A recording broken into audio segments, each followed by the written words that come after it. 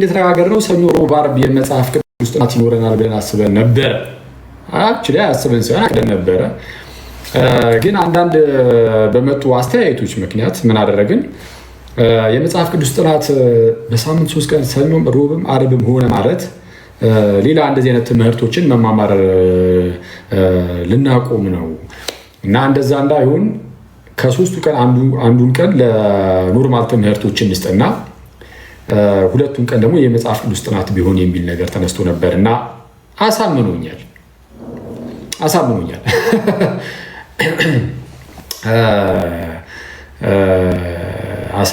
ምንድነው የምናደርገው? ሰኞና ዓርብ በሳምንት 2 ቀን የመጽሐፍ ቅዱስ ጥናታችንን የምንቀጥል ይሆናል። ከነገ ወዲያ ጌታ ቢፈቅድና ብንኖር ዓርብ ዕለት ማለት ነው ዮሐንስ ወንጌል ምዕራፍ 3ን የምንቀጥል ይሆናል።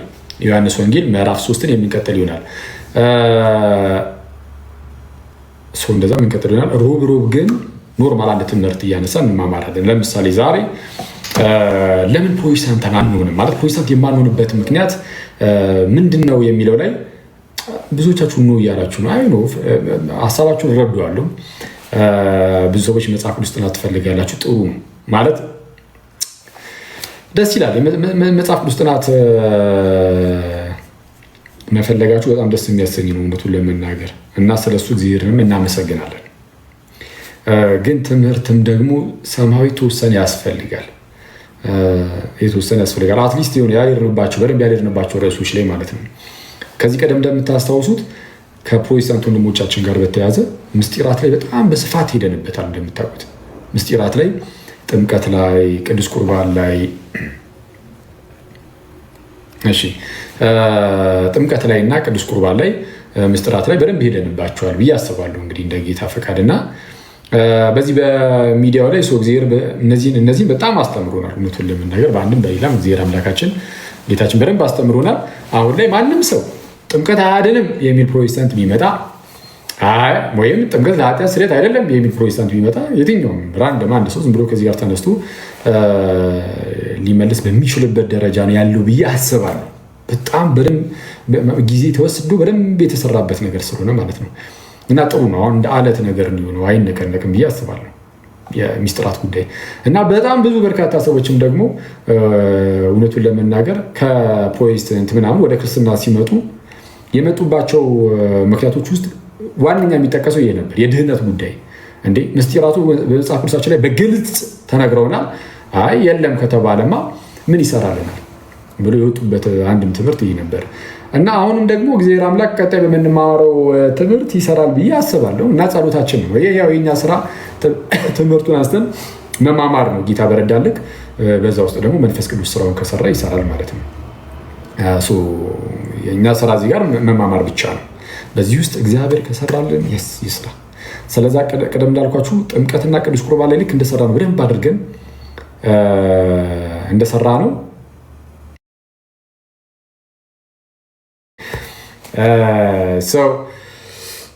ሞዴሬተራችን አንቱ ኮመንቱን ዘግቶልናል እና ምን እያልኩኝ ነው? በአጭሩ ይህ ጸጋ ብቻ ወንድሞቻችንም እንደሚሰማቸው አይደለም። መጽሐፍ ቅዱስ ጸጋ ብቻ ሲሉ ምን እየተባለ እንደሆነ አብዛኛው ፕሮቴስታንት አያውቅም። ጸጋ ብቻ ሲባል ማለት ነው። እኛ ደግሞ ጸጋ ብቻ የሚለውን ትምህርት የምንቃወመው ለምን እንደሆነ እነግራችኋለሁ። ይህንን ትምህርት ሁላችሁ እንድታውቁት ልትረዱት ይገባል ብዬ አስባለሁ። በእኛ ሳይድ ያለው ምልከታ ምንድን ነው እዚህ ጉዳይ ላይ የሚለውን ማለት ነው እና ጸጋ ብቻ የሚለውን ትምህርት ስንማማር ሁላችሁም ቀሏችሁ እንድትሰሙት ካሁን በኋላ ብዙ ሰው አሁን እዚህ ጉዳይ ላይ ሰሞኑን የተወሰነ ነገር ስንነካካው ስለነበረ አልገባንም የሚል ሰው ብዙ አለ እና አብዛኛው ሰው ብዙም ሳይገባው ጉዳዩ ርዕሱ በደንብ የምነግራችሁ ይሆናል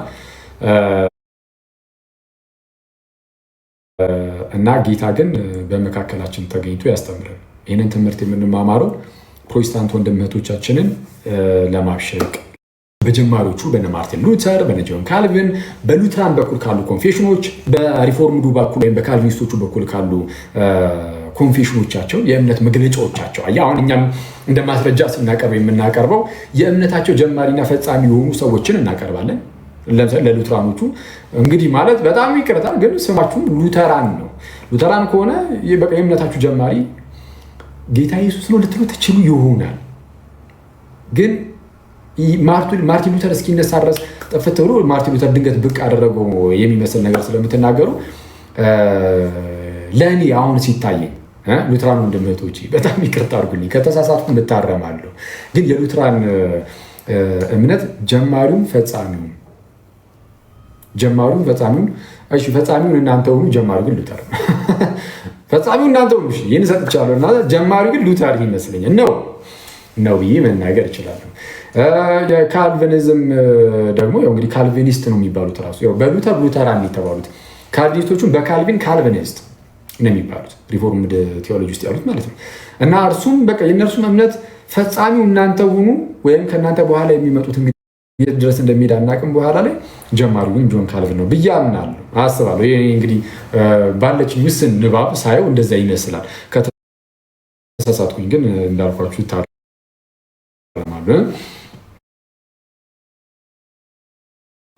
የእናንተን የሚያስከፋ ከሆነ ማለት ነው። ስለዚህ ይህንን ጸጋ ብቻ የሚለውን ትምህርት አንደኛ የምናነሳው እንዳልኳችሁ ከነዚህ ሰዎች ነው። ሁለተኛ ደግሞ የእምነት መግለጫዎቻችን ይሄ ነው፣ በቃ ይኸው እምነታችን ይሄ ነው ብለው ፕሮቴስታንቶች ከበፊት ጀምሮ አስቀምጠዋል። እምነታችን እንዲህ ነው ዶክመንተር መልኩ ይኸው ብለው ሰጥተዋል። ልክ እንደዚህ በቃ አስተምህሯችን ይሄ ነው። የእምነት መግለጫ በሚባል ደረጃ በኮንፌሽን ደረጃ ያስቀመጡት ስላለ እሱን እናያለን። ይህንን የነገርኳችሁ ለምን መሰላችሁ? እንደ ማስረጃ ከፕሮቴስታንት ስንጠቅስ የምንጠቅሰው አዎ የእምነት መግለጫዬ ነው ብለው የሰጡን ይቻላል እንጂ አሁን በየመንደሩ እነ እዩ ጩፋን እነ ምናምን እንትናን እነ ዳንሳን ምናምን እየጠቀስን ራሱ አይደለም። አስተምህሩ ጉዳይ ላይ የልምምድ ጉዳይ ላይ ምናምን ያው እነሱም የራሳቸውን ትልቅ ኢምፓየር ስለገነቡ እነ እዩ ጩፋ መሆኑ እነ እስራኤል ዳንሳ ትልልቅ ኢምፓየር ገንብተዋል። አብዛኛው ህዝብ እነሱን የሚከተሉ ኢትዮጵያ ውስጥ እነሱን ከፕራክቲስ አንጻር ማለት እና አንዳንድ ጉዳዮችን እናነሳቸዋለን ወደፊት ጌታ ይፈቅድ። አሁን ግን የአስተምህሮ ጉዳይ የቴዎሎጂ ጉዳይ ላይ ግን የምንጠቅሰው ምን ላይ ነው? እነማንንም ይሄ በቃ የእምነት መግለጫዬ ነው ተብሎ በጣም ትልቅ ክብር የሚሰጣቸው የእምነት መግለጫዎቻቸውን ነው አውጥተን የምናሳይ ዓለም አቀፍ ጉባኤ ስለሆነ በዛ በኩል የተላለፈውን ትምህርታችንን ሲቃወሙ ዋና አስተምህሯችን እሱ ነው። ይሄ እነሱ ለመቃወም ሲሞክሩ ወይም ሲፈልጉ ምን እንደሚያደርጉት ይልና ገድል ይላል። ታምር ላይ እኮ ገድል ላይ እኮ ደርሳን ላይ እኮ እንዲህ የሚል አይቼ ይላል። እሱንም ደግሞ ከፈለገ ራሱ አጣሙ አንሸዋሮ ምን ብሎ በቃ ብጭርቅ ያለ ነገር ይዞ ይመጣል። ይሄው ሃይማኖታችን እንደው እንዲህ ተብሎ የሃይማኖት መግለጫ ብለን ያስቀመጥንበት መጽሐፍ ይመስል ማለት ነው። እና ያው እነዚህ መጽሐፍ ለምን እንደምንጠቀማቸው ከዚህ ቀደም ስለነገርኳችሁ ስለ እርሱ ልንማማር አይደለም። ግን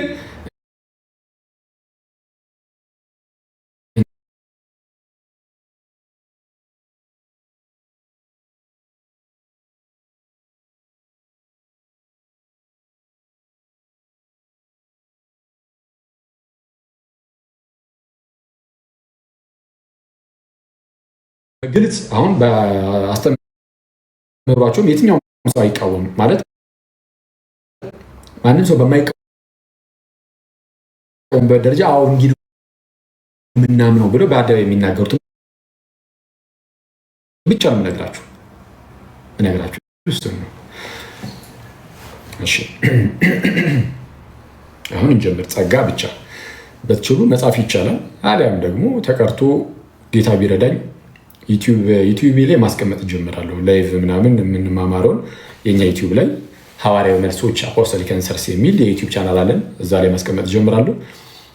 ስለዛ ከዛ ላይ ደግሞ ያያችሁ ወይ ማጥራት ጀምራላችሁ። አሁን ስትማሩ በተቻላችሁ አቅም ትኩረታችሁን እዚህ ላይ ብቻ አድርጉ። ይህ ታፕ ምናምን እያደረጋችሁ አስቡ። እንዲህ እያልክ እኔ እዚህ ያልኩ እያወራሁ ነው። አይመጣው ማለት አልጠቀምም ሳልጠቀም ወጣው ማለት ነው። አሁን እዚህ ጋር ታፕታፑ በዛ አልበዛ ለአክሊለ ሰማዕት አክሊለ ሰማዕት የክርስትና ስሜ ነው። አክሊል ነው ስሜ። ለአክሊል ምንም የሚጨምርበት ነገር የለም። ታፕታፕ ስላደረጋችሁ የሚጨምር አንዳንዴ ሲቆራረጥ ምናምን አድርጉ ምናምን ይባላል። እሰየው ጥሩ ነው። እሱም በአውቶ ክሊከር ያላቸው ሰዎች ብቻ ያድርጉ። በቃ አውቶ ክሊከር የጫነ ሰው ካለ እንትኑ ላይ ስልኩ ላይ እሱ በራሱ አፕሊኬሽኑ አውቶ ክሊክ እያደረገ የፕሮቴስታንቶች ትምህርት ምንድን ነው? ለምንስ ነው የማንቀበለው? ጸጋ ብቻ ለምን የማንቀበለው? የሆነ ትምህርትን አንቀበልም ብለን ስንናገር ክርስቲያኖች አንቀበልም የምንለው ቃሉን እንሰማና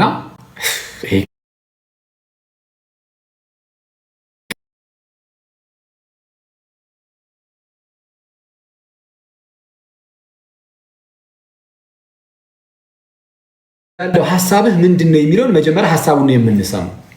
ከመፍረዳችን በፊት እኛ እንደዚህ ነን። መጀመሪያ ሐሳብ ነው የምንሰማው። ዝም ብለን ቃል ላይ ብቻ አይደለም ዝም ብለን ሄደን የሆነ አስተያየት የምንሰጠው። የሆነ ሰው እምነት ብቻ ብሎ ለምሳሌ ይህን ቃል ቢናገር እምነት ብቻ ስላለ ቃሉን ዝም ብለን እንቃወማለን ማለት አይደለም። እኛ እምነት ብቻ ነው የምንቃወመው፣ እምነት ብቻ የሚለውን ማለት ነው። ትምህርቱን የምንቃወመው እችን ቃል ስለተጠቀሙ አይደለም። ግን እምነት ብቻ ሲሉ ምን እያሉ ነው የሚለው ነገር ከነርሱ ስለሰማን ነው። ስንሰማ አስተምህሮ በጣም አደገኛ ነው። እምነት ብቻ የሚለው ላይ እንመጣበታለን። ጸጋ ብቻ የሚለውንም ትምህርትም ስንቃወም ጸጋ ብቻ የምትል ቃልን ስለተጠቀሙ አይደለም። ይህን ቃል ስለተጠቀማችሁ የተቃወምናችሁ መስሏችሁ ከሆነ ፕሮቴስታንት ወንድሞቼ ተሳስታችኋል። አይደለም፣ ለዛ አይደለም የተቃወምናችሁ ቃሉን ስለተጠቀማችሁ ሳይሆን በቃሉ ውስጥ ያዘለው የአስተምህሯችሁ አደገኛ ስለሆነ ነው። እንዴት? እስቲ ለምሳሌ ልንገራችሁ። ጸጋ ብቻ ብሎ አንድ ሰው ጸጋ ብቻ ብሎ ማለት ነው። ግን እንዲህ ቢል ያው እኔ ጸጋ ብቻ ያልኩት እግዚአብሔር አምላክ ልጁ ኢየሱስን ወደ ዓለም ሲልከው ዓለምን ለማዳን ነው። ዓለምን ለማዳን ሲልክ ደግሞ ከዓለም ምንም ነገር አላየም። መጀመሪያ ሲልክ ነው ያልኳቸው ኢየሱስ ክርስቶስን ልጁን ሲልክ ወደ ዓለም ከእኛ ያየው ምንም ነገር የለም። ከእኛ ምንም ሳያይ ልኮታልና በሁኔታዎች ላይ ባልተመሰረተ ፍቅሩ ላይ በሁኔታዎች ላይ ያልተመሰረተ ፍቅር ነው ያለው። እግዚአብሔር እንዲሁ ወዶን ይላል ዮሐንስ ወንጌል ምዕራፍ 3 ቁጥር 16 ላይ በእርሱ የሚያምን ሁሉ የዘላለም ሕይወት እንዲኖረው እንጂ እንዳይጠፋ እግዚአብሔር አንድያ ልጁን እስኪሰጥ ድረስ ዓለምን እንዲሁ ወዶታልና። እግዚአብሔር ዓለምን ወዶታል። ግን እንዴት ነው የወደደው? እንዲሁ ነው የወደደው። ሚኒንግ ከእኛ ምንም አይቶ አይደለም። እግዚአብሔር ልጁ ኢየሱስን ሲልክ ዓለም መዳን ፈልጌያለሁ እያሉ ስለሆነ ልላክላቸው አይደለም። ዋናው ሀሳቡ እሱ አይደለም። እግዚአብሔር ተቅበዝብዘን እንዳንጠፋበት፣ ሞተን እንዳንቀር፣ ሲፈጥረንም የፈጠረን እኮ ሞተን እንድንቀር አልነበረም። በአንዱ ሰው በአዳም በደል ምክንያት ኃጢአት ለዓለም ተዋወቀ፣ በኃጢአት ሞት። በዚህም ምክንያት ሰዎች ሁሉ በዚህ ሞት ውስጥ ወደቁ እንጂ እግዚአብሔርማ ሰውን ሲፈጥረው ለክብር ነበረ። ስለዚህ በሞት ውስጥ ስንወድቅ ሞተን ደግሞ እንድንቀር አይፈልግም። ስለዚህ እግዚአብሔር በምህረቱ ባለጠጋ ነው። ኤፌሶን ምዕራፍ 2 ላይ እንደተነገረው እግዚአብሔር በምህረቱ ባለጠጋ ስለሆነ ልጁን ኢየሱስን እንዲወዶን አፍቅሮ ብቻ ላከው። ስለዚህ አንድ ሰው ጸጋ ብቻ ስለኔ ብሎ ማለት ነው እግዚአብሔር ልጁ ኢየሱስን ይላከው ከኛ ምንም አይቶ አይደለም፣ በቃ እርሱ ስለወደደን ብቻ ነው ለማለት ለዛ እንደው ጸጋ ብቻ አልኩኝ ቢል ትቃወሙታላችሁ? እንቃወማለን?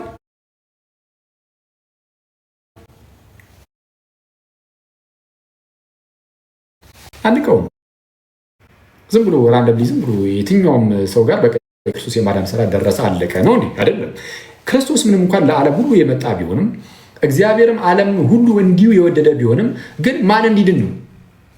በእርሱ የሚያምኑ ሁሉ ነው የሚለው አይደል? እዛው አሁን የጠቀስኩላችሁ ዮሐንስ 3:16 ላይ በእርሱ የሚያምን ሁሉ የዘላለም ሕይወት እንዲኖረው እንጂ እንዳይጠፋ እግዚአብሔር አንድያ ልጁን እስኪሰጥ ድረስ ዓለምን እንዲሁ ወዶታል ነው የሚለው። ኦኬ፣ በእርሱ የሚያምን ሁሉ የዘላለም ሕይወት እንዲኖረው ነው የተባለው። ስለዚህ አሁን ልጁ ስለ ዓለም መጥቶ ግን የዘላለም ሕይወት የሚኖረው የሚያምን ነው። ስለዚህ በክርስቶስ የተሰራውን የማዳን ስራ ሰው አምኖ ሲጠመቅ ያገኛል። ግን ምን ሳይሰራ ምንም መልካም ስራ ሳይታይበት እስቲ የእግዚአብሔርን ጸጋ ሰርቼ እንደው ታግዬ አገኘሁት የሚል ከእናንተ እጁን ያውጣ። የለም፣ ማንም ሰው እጁን አላወጣም። ወንድሞችና እህቶች ተመልከቱ። አያስቀልራች። ግን የምርም እንደማታወጡ ተስፋ አድርጋለሁ። ማንም ሰው በዚህ የሚኩራራ ቦስት የሚያደርግ ካለ ከእርሱ በላይ ከንቱ የለም። እኔ መልካም ስራን ሰርቼ ነው እግዚአብሔር ጸጋውን የሰጠኝ ካለ እንግዲያውስ ጸጋ መሆኑ ቀርቷል። ይህ ደሞዝ ነው፣ ዕዳ ነው። በስራ ከሆነ ያገኘው ታዲያ ምን ስጦታ ሆነ? በቃ በራስን ያገኘው አይደለም እንዴ? በቃ ሰርቼ ያገኘሁት ደሞዜ ነው። ስለ ስጦታ መሆኑ ይቀራል። ስለዛ እኛ የእግዚአብሔርን ጸጋ በስራችን አገኘን ብለን አናምንም። ስለዚህማ አንድ ሰው ለምሳሌ ጸጋ ብቻ ሲል ማለት ነው፣ ኧረ እኔ በመልካም ስራዬ የእግዚአብሔርን ጸጋ አላገኘውም። በመልካም ስራዬ አይደለም መጀመሪያ ወደ ድህነት የመጣሁት በመልካም ስራዬ ወይም ህግን በመፈጸም ሳይሆን ኧረ እንዲሁ በጸጋው ብቻ ነው ቢል፣ ስለዚህ በጸጋው ብቻ ሲል ብቻ የምትለው ቃል ወደ ጎን ያደረገችው ህግን በመፈጸማችን በራሳችን ድካም አይደለም ነው የሚለውን እሱን ለማግለል ከሆነ ጸጋ ብቻ የሚለው ትምህርት አሁን እዚህ ጋር ጸጋ ብቻ የሚለው ቃል ቃሉ ምንም ችግር የለበትም። እኛ ራሳችን ደግሞ ህግን ፈጽመን ዳንን የሚል ትምህርት ስለሌለ ድህነታችንን ለመፈጸም ግዴታ መልካም ስራ ያስፈልገናል። ወይም ደግሞ ጌታን እርሱም ክርስቶስ ኢየሱስን በመምሰል ህይወት ውስጥ ልንመላለስ ይገባናል። በብርሃኑ ልንመላለስ ይገባናል። በአዲስ ህይወት ልንመላለስ ይገባናል። ፍሬን ልናፈራ ይገባናል። ያኔ ድህነታችን ፍጻሜን እያገኝ ይሄዳል። እሱ ቀስ በቀስ እያደግን እንሄዳለን። ደፊኬሽን የምንለው እሱ ነው። ኤኒዌይስ ወደ ድህነት ስንመጣ ግን የመጣ ነው በፍጹም በእኛ ስራ አይደለም፣ በእግዚአብሔር ጸጋ ነው። እንዲሁ በጸጋው ይጸድቃሉ ተብሎ እንደተነገረ፣ እንዲሁ በጸጋው ይድናሉ ተብሎ እንደተነገረ በጸጋው ነው የዳነው። ጸጋ ብቻ ስል ቢል ለምሳሌ አንድ ሰው ብያቸዋለሁ። ጸጋ ብቻ የሚለውን ቃል የተጠቀምኩት እንደሆነ የዳንኩት በስራዬ አይደለም፣ ኧረ በራሱ በእግዚአብሔር ጸጋ ብቻ ነው ለማለት ነው። አዎ አምኛለሁ፣ ፈቅጄ አምኜ ተጠምቄ ድኛለሁ፣ ግን ምንም አልሰራውም። ሊያድነኝ ጌታ ሲመጣ አሜን አባ አድነኝ አልኩኝ። ላድን ብሎ እርሱ መጀመሪያ መጣ። እርሱ አስቀድሞ ነው የወደደን። እርሱ አስቀድሞ መጣ። አስቀድሞ ባይመጣ አድነኝ ባላልን ነበረ። እርሱ አስቀድሞ መጣ፣ ላድንህ አለኝ። ከዛን እኔም አሜን ጌታ ሆይ አድነኝ አልኩት። አመንኩኝና ፈቅጄ አምኜ ዳንኩኝ። ወይም ስጠመቅ በዛ በጥምቀት ውስጥ የእግዚአብሔርን ጸጋ ተካፈልኩኝና ያ ጸጋ ፈወሰኝ፣ አዳነኝ፣ ከሞት ወደ ሕይወት አመጣኝ። ጌታን እርሱም ኢየሱስ ክርስቶስን አለበሰኝ፣ ከጌታ ጋር አንድ አደረገኝ። በእርሱም በክርስቶስ በኩልም የእግዚአብሔር ልጅ አደረገኝ፣ የእግዚአብሔር ልጅ ሆንኩኝ። ስለዚህ በጸጋ የእግዚአብሔር ልጅ ሆንኩኝ፣ በእኔ ስራ አይደለም ለማለት ጸጋ ብቻ ቢል አንድ ሰው አንከራከረውም። በደንብ አድርጋችሁ ተከታተሉ፣ በደንብ አድርጋችሁ ስሙ። እንዲህ ቢል አንከራከርም። እንዲህ ቢልም አትከራከርም። አክሊል ታዲያ ምን ልትሰራ ነው የመጣው እዚህ? ታዲያ እኛ ፕሮቴስታንት ወንድም እህቶች ምን አልን አክሊል የሚሉ ፕሮቴስታንት ወንድም እህቶች ሊኖሩ ይችላሉ። ወይም ጸጋ ብቻ የሚለው ትምህርት አነሳሱ ላይ እንደዚህ አይደለም። ይሄንንም ሊጨምር ይችል ይሆናል፣ ግን ስር መሰረቱ ራሱ ይህ አይደለም። ዋናው አነሳሱ የጸጋ ብቻ ትምህርት ምን እንደሆነ እና ለምን እንደምንቃወመው አሁን የማሳያችሁ ይሆናል ማለት የምነግራችሁ ይሆናል። እንግዲህ ነገሩ እንደዚህ ነው። የጸጋ ብቻ ትምህርት አጀማመሩ ልክ ፕሮቴስታንቲዝም ልክ ሲነሳ ምን አይነት ትምህርት በስፋት መስጠት ተጀመረ ነው? በጸጋ ብቻ ነው። ማለትም ሰው በአዳም ምክንያት የገባው ሞት ውስጥ ሲወድቅ ይላሉ። ስሙ በደንብ። በአዳም ምክንያት የገባ ሞት አለ? አዎ አለ። በአዳም በኩል ሰው ሁሉ ሙታን ሆኗል? የስ ሆነናል። በአዳም ኃጢአት ምክንያት ሰው ሁሉ ውድቀት ውስጥ ገብቷል? አዎ ገብቷል። እና በአዳም ምክንያት እዚህ ውድቀት ውስጥ ስንገባ ይላሉ፣ እዚህ ውድቀት ውስጥ የገባ ሰው ነፃ ፈቃዱን ለመንፈሳዊ ነገር ማለት ነው፣ ከመንፈሳዊ ነገር አንጻር ነፃ ፈቃዱን አጥቶታል የሚል ትምህርት ተነሳ። ከዛ በፊት በአውግስጢኖስ ትምህርት ውስጥ እንደዚህ የሚመስል ነገር አለ። እሱም በተከታታይ አንጻር ያለው ነገር አሳያችኋለሁ። ግን የፕሮቴስታንት ነው ዛሬ የምንሄድበት። አንዴ አክሊሉ ከታላቅ ይቅርታ ጋር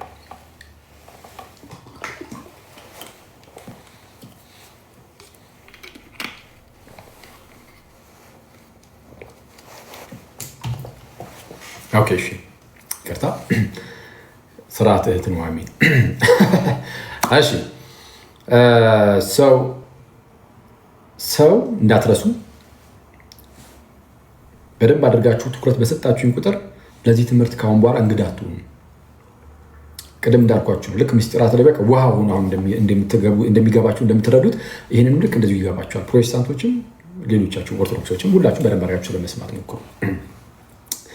ሰው በአዳም ምክንያት የመጣው ውድቀት ውስጥ ሲገባ፣ ሞት ውስጥ ሲገባ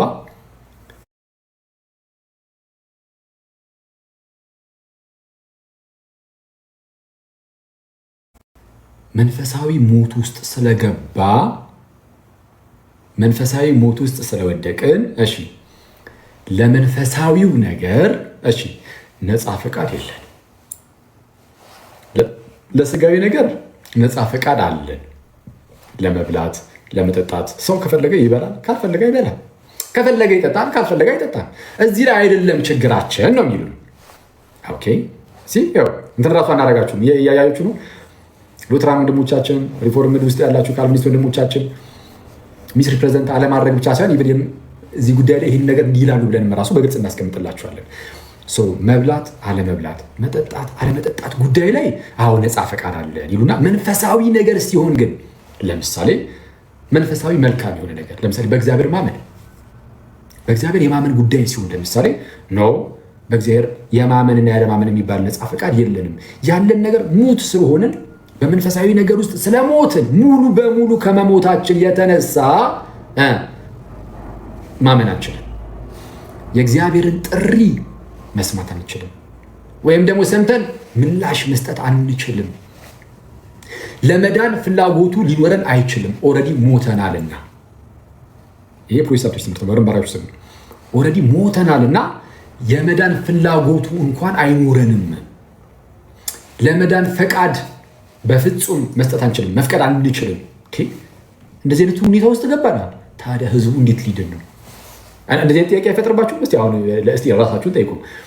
ምን ሊሉ ይችላሉ ብላችሁ ዝም ብላችሁ አስቡ። እንዴ ሰው ለመዳን መፍቀድ አይችልም፣ ነፃ ፈቃድ የለውም እንዴ? እግዚአብሔር ልጁ ኢየሱስን ላከው። እሺ ልጁ ኢየሱስን ላከው። ስለዚህም በክርስቶስ የሆነውን የማዳን ነገር ለመቀበል ነፃ ፈቃድ የለህም ከተባልክ፣ ፈቅደህ መዳን ትችላለህ የሚለው ነገር ከተካደ፣ ወይም ደግሞ ፈቅደህ መዳን አትችልም ከተባልክ ታዲያ እንዴት ልድን ነው ብለህ ማሰብ አይቀርም።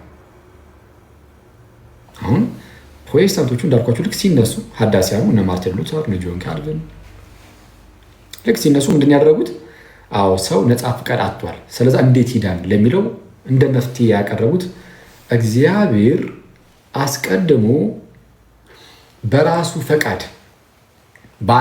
በአንቺ አይደለም፣ በራሱ በእግዚአብሔር ፈቃድ የሆኑ የተወሰኑ ሰዎችን ለማዳን ኦልሬዲ መርጧል። እንግዲህ ከዛ ውስጥ ቱኑ አቱኑ አይታወቅም፣ ግን ኦልሬዲ በቃ ተመርጧል። እድላችሁን ሞክሩ፣ ተፍጨርጨሩ፣ ግን ኦልሬዲ በእግዚአብሔር ዘንድ በቃ ተመረጠ። ምን ይደረጋል እንግዲህ እግዚአብሔር አስቀድሞ ለማዳን የወሰናቸው ሰዎች አሉ። ቅድመ ውሳኔ ይባላል። ቅድመ ውሳኔ እግዚአብሔር የሆኑ ሰዎችን ለማዳን ወስኗል። ስለዚህ ኦልሬዲ ስለወሰነ ሰዎች አሁን ማመን አይችሉም፣ መፍቀድ አይችሉም ለመዳን ምናምን ብለው አልነበረ? እግዚአብሔር አስቀድሞ እነዚያ የወሰናቸውን ሰዎች መንፈሱን ይልክላቸውና ከዛ ሞት ውስጥ እንዲወጡ ያደርጋቸዋል። ፈቅደው ኖ አይደለም፣ መፍቀድም አይችሉም። እግዚአብሔር ኦልሬዲ ስለወሰነ እነሱ እንዲድኑ ስለወሰነ የሆኑ ሰዎችን ፒክ አድርጓል። ለምሳሌ እዚህ ጋር 2000 ምናምን ሰው አለ አይደል? ከዛ ውስጥ የሆነ ያህል ሰው ለምሳሌ 200 ሰውን ለምሳሌ መርጦ ከሆነ ምክንያቱም አብዛኛው ሰው በክርስቶስ የማያምን ስለሆነ እንደ አጠቃላይ በዓለም ደረጃ ማለት ነው ችግር የለውም።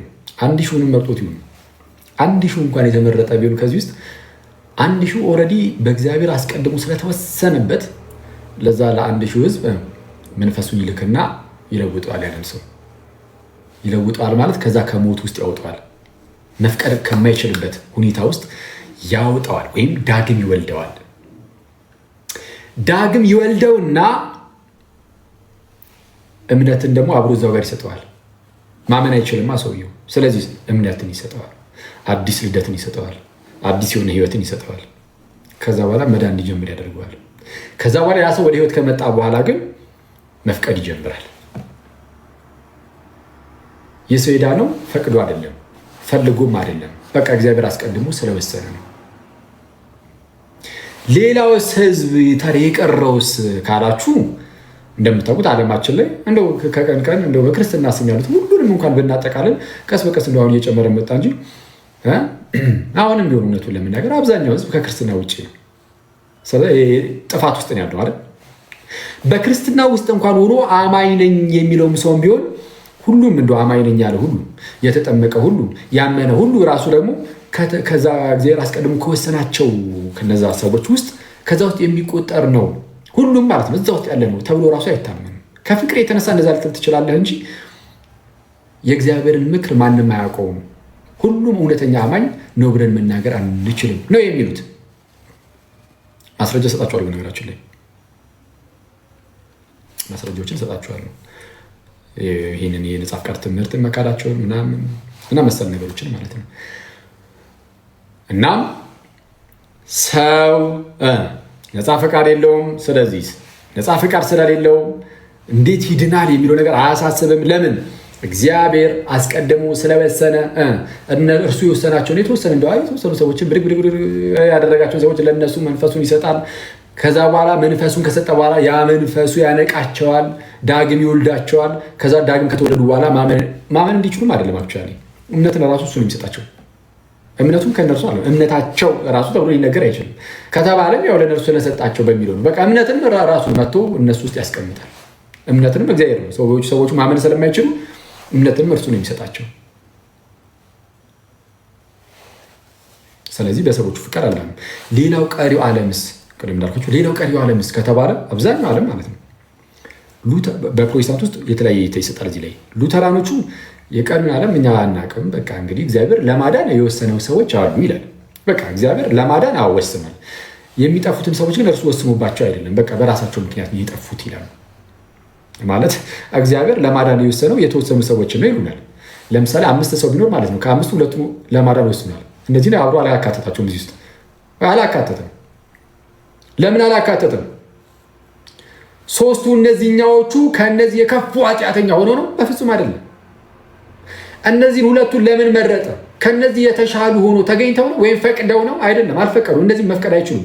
ልክ እነዚህ 2ቱ ሰዎች ከነዚህ ከ3ቱ ሰዎች ጋር ተመሳሳይ የሆነ ሁኔታ ውስጥና ተመሳሳይ የሆነ ኃጢአት ውስጥ ተመሳሳይ የሆነ ሞት ውስጥ ነው ያለው። ግን እግዚአብሔር እነዚህን 2ቱን በራሱ በእግዚአብሔር ፈቃድ ብቻ ያለ ሰዎቹ ፈቃድ በእግዚአብሔር በራሱ ፈቃድ ብቻ 2ቱን ሰሌክት አድርጓል፣ ኢሌክት አድርጓል፣ መርጧል። ይህንን አንኮንዲሽናል ኢሌክሽን ይሉታል። አንኮንዲሽናል ኢሌክሽን ማለት ከሁኔታዎች ውጭ የእግዚአብሔር ምርጫ። እግዚአብሔር ይመርጣል። በነገራችን ላይ ቅድመ ውሳኔ የሚባል ትምህርት አለ በክርስትና ውስጥ አለ አለ። ግን እንደዚህ አይደለም። ግን ልክ እንደነሱ እንደ ፕሮቴስታንቶቹ አይደለም። በክርስትና ውስጥ ያለው የቅድመ ውሳኔ ትምህርት ምን እንደሆነ እነግራችኋለሁ። የክርስትናውን አስተምሩ ማለት ነው። እግዚአብሔር ይመርጣል። የስ ምንድን ነው የሚለው ግን ፕሮቴስታንቶቹ እንደሚሉት አይደለም። መጽሐፍ ቅዱስ ላይ ያለውም ወይም በክርስትና ውስጥ ያለው እነሱ እንደሚሉት አይደለም። እና እንዳልኳችሁ እግዚአብሔር 2ቱን ሰዎች ሲመርጥ ከእነዚህ 3ቱ ሰዎች ላይ ያላገኘው ነገር ግን እነዚህ ሰዎች ላይ ያገኘው ነገር ኖሮ አይደለም። በቃ በራሱ ፈቃድ ዝም ብሎ 2ቱን እነዚህ መረጠ። እግዚአብሔር ባወቀ በቃ እነዚህ 2ቱን መርጦ 3ቱን ተዋቸው። እነዚህ 2ቱ ስለሚያምኑም አይደለም። አስቀድሞ እግዚአብሔር እነዚህ 2ቱ እንደሚያምኑ በቅድሞ እውቀቱ አውቆ እነዚህ 2ቱ እኮ ያምናሉ ስለሚያምኑ ይገባቸዋል ብሎም አይደለም። በቃ በእግዚአብሔር እንዲሁ በጸጋው ብቻ ጸጋ ብቻ የሚባለው ለዚህ ነው። ያለ እነዚህ ሰዎች ፈቃድ ያለ እነዚህ ሰዎች ፍላጎት እግዚአብሔር ስለመረጠ ብቻ በክርስቶስ ስራ ለማዳን እነዚህ ሰዎች ኦልሬዲ መርጧቸዋል፣ ወስኗቸዋል። እና ለእነዚህ እነዚህን 3ቱን ግን ከነዚህ ጋር ከ2ቱ ጋር ወስኗል አልወሰንም። አሁን ፕሮቴስታንት ማነው ሉተራን የሚባለው የፕሮቴስታንት ክፍል እንደዛ ነው የሚለው። በቃ እነዚህ ነው ይኸው ወሰነ። እነዚህንስ ለምን እነዚህንም አውሮ ሙሉ ዓለሙን በቅድመ ውሳኔ ውስጥ ለምን ለድህነት እንደዚህ ሁሉንም ለምን ሳይጠቀልል ስትሏቸው ምስጢር የሉተራኖች የመጨረሻው መልስ ምስጢር ነው ብሎ ማለት ነው። ማለት በሃይማኖት ጉዳይ ላይ ምስጢር ነው የሚባል ነገር ይኖራል እኮ። ግን እኛ ጋርም እንደታውቃላችሁ እንግዲህ ኦርቶዶክስ ክርስቲያን ውስጥ እንደመኖራችን ምስጢር የሚባል ነገር ይኖራል። ግን ምስጢር የሚባለው ነገር ግን ምንድን ነው? ምስጢር ብለን ስንናገር እንደ ሎጂካሊ ዝም ብሎ ኮንትራዲክት ስላደረገ ብቻ ማለት የሆነ እርስ በርሱ የሚላተም የሚጣረስ ነገር ስለሆነ ብቻ ምስጢር የምንል አይደለንም። ይልቁንም የእግዚአብሔር የሆነውን ትምህርት የምናውቀው እግዚአብሔር በገለጠልን ብቻ ነው። የተገለጠውን እውነትን የምንቀበለው እና ሲገለጥልን በተገለጠልን ልክ ብቻ ስለሆነ የምንቀበለው ከዛ ውጭ አልፈን ስለማንሄድ ብቻ እናውቃለን። ከዛ በኋላ ግን ዘለና አንሄድም። ለዛ ምስጢር ተብሎ ሊነገር ይችላል። የሉተራኖቹ ግን በዛ መልኩ አይደለም ምስጢር የሚሆነው፣ በቃ እርስ በርሱ ይጣረሳል። ይኸው ሁለቱ ሰዎች ተወስኖባቸዋል ኦልሬዲ እንዲሄዱ ነው አይደል? ሶስቱ ግን አልተወሰኑም ማለት እግዚአብሔር እነዚህ ሶስቱን አብሮ ከነዚህ ጋር ጨምሮ ይኸው በቃ እናንተም ልወስናችሁ አላላችሁም። ስለዚህ እነዚህ ለጥፋት ትቷቸዋል አይደል? ለጥፋት ትቷቸዋል። ግልጽ ነው። እነዚህ ሰዎች የጠፉት ያልዳኑት ለምንድን ነው ከተባለ እግዚአብሔር ለነዚህ ውለታን ሲውል ምን አድርጉ? በመምረጥ አስቀድሞ በመወሰን ምንም ከነዚህ ሰዎች ምንም አልታየም። ምንም ሲመርጥ እነዚህን ግን ትቷቸዋል። የተዉት ለነዚህ የተደረገው ደግነት፣ ለነዚህ ለሁለቱ የተደረገው በጎነት ለነዚህ ሰዎች ስላልተደረገ ነው። በራሱ በእግዚአብሔር ምክንያት ነው ብለን እንኳን ልንናገር እንችላለን። በራሳቸው አስተምሮ ሄድን ሎጂካሊ ስንሄድ ወደዚህ ድምዳሜ ነው የሚያደርሰው። ግን ሉተራኖቹ ግን ምን ይላሉ ብያቸዋለሁ። ሉተራኖቹ አይ እነዚህን በእግዚአብሔር ቅድመ ውሳኔ እግዚአብሔር ስለወሰነባቸው አይደለም የሚጠፉት ብለው ግን ይናገራሉ። ሲናገሩ እንደዚህ ብለው ነው የሚናገሩት። ትክክል። ታዲያ ምን ቅድም እንዳልኳችሁ ምንም በቃ እነዚህን መርጦ ሁለቱን መርጦ እነዚህን ከተወ እኮ እነዚህን ሶስቱን ከተወ ግልጽ ነው። በቃ ለፉ ሰጠው ብላችሁ ጠይቋቸው። ይሄ እንኳን ምስጢር ነው ይላል። በቃ በሚስጥር ልክ ካልቪኒስቶቹ ጋር ስትሄዱ ግን ካልቪኒስቶቹ ቦልድ ናቸው። በቃ ግልጽ ነው። በቃ እነዚህ ሲመርጥ እግዚአብሔር አምላክ እነዚህ ሁለቱን ለማዳን ሲመርጥ፣ ሶስቱ ግን ለጥፋት በቃ አዘጋጅቷቸዋል። ትክክል ይሏቸዋል። በቃ እነሱ ካልቪኒስቶች ሲሆኑ ሪፎርምዶቹ ግልጽ ናቸው። እዚህ ላይ ካልቪኒስቶቹ የተሻሉ ናቸው ለእኔ። ከምን አንጻር ካልን አትሊስት እነዚህ ካልቪኒስቶቹ ሎጂካሊ ኮንሲስተንት ናቸው። በቃ አለቀ። ግልጽ የሆነው ነገር አይክዱ። እግዚአብሔር አስቀድሞ ከተዋቸው በቃ እነዚህም ለጥፋት ራሱ አሳልፎ ሰጥቷቸዋል ያስብላል። ምንም ግልጽ እኮ ነው። እና ካልቪኒስቶቹ በግልጽ እንደዛ ይላሉ። በሉተራኖቹና በካልቪኒስቶቹ መካከል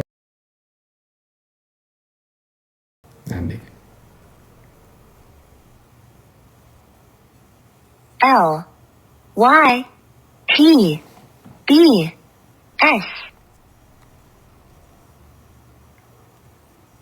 በጌታ ስም እንትኑን ፐዝሉን እንትን በሉኝ እስቲ። ቆይ አይ ድጋሚ ያመጣ መሰለኝ። አይዘጋብንም። እሺ እንትን ብሎ ብያለሁ። እስቲ አጥንት አሳያለኝ እንትን ስል እዚህ ጋር አክሊል ስለታማ ነገር አታሳይ። እሺ እናጠፋዋለን። አንተ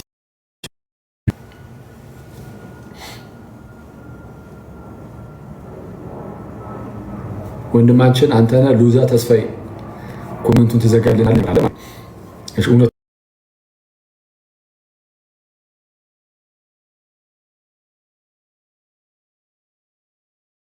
ኦኬ። ዝም ብለው ደግሞ ስለወሰነ ድነዋል። ደጋግም የምነግራችሁ በቃ በደንብ ውስጣችሁ ስርጽ አድርጎ ገብቶ ተዋህዷችሁ ትምህርቷችሁ በደንብ በቃ እንዲቀላችሁ ነው። እሺ እንጂ ያው መደጋገም